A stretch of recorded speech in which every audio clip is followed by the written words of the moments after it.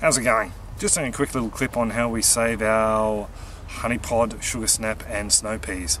They're pretty easy plants to grow. They're vines. They're a vining plant. They tend to grow up a trellis. So one way a lot of people harvest the seed is let it die back on the plant itself, let the whole plant die back, pull the plant out, hang it, and then take the pods off.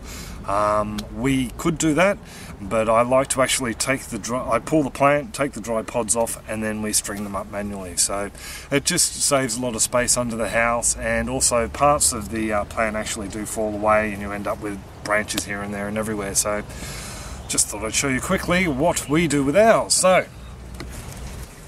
what we do is we grab a little bit of a piece of twine. This is just baling twine, and we've just taken out a small thin section and just use a little darning needle.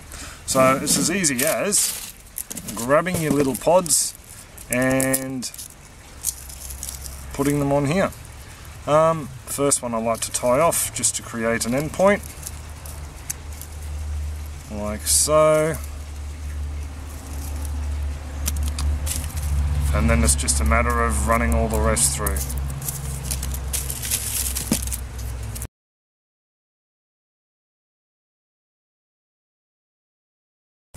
Normally we'd leave these ripen on the vine, but as we're in for some wet weather, we've already had a couple of days of rain, about 30 mils or so, I thought it was best to pull these vines, and then I took off these pods. So these pods have just been waiting for a chance for me to come out and do this.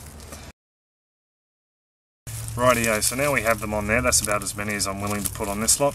It's just a matter of tying them off and leaving a bit of a loop so we can hang them up on a nail under the house. So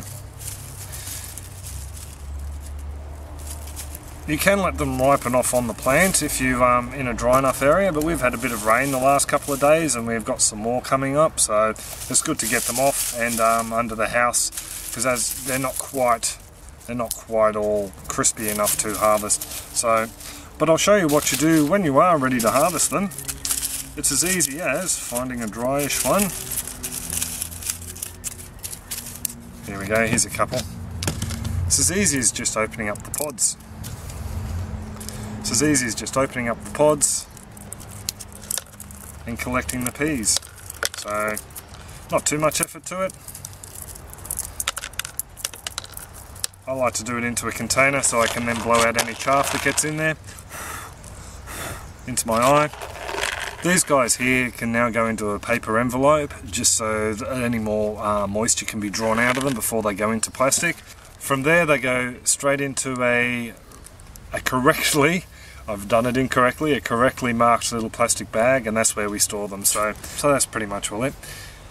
The big things to remember are whether you're drying them on the vine or on a little string like we do, keep them out of direct sunlight, somewhere nice and dry.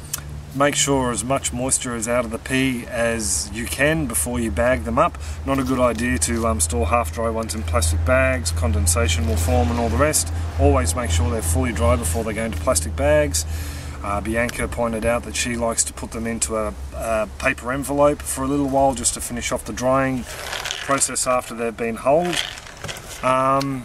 We probably do that for about 2 or 3 weeks and then they go into the plastic bags. Identification of the pea, we've had some get mixed up, and we unfortunately shared a whole heap of mixed seed. It was melting mammoth and the Roy de Caboys together. We in fact grew a whole stand of them on a trellis there this year.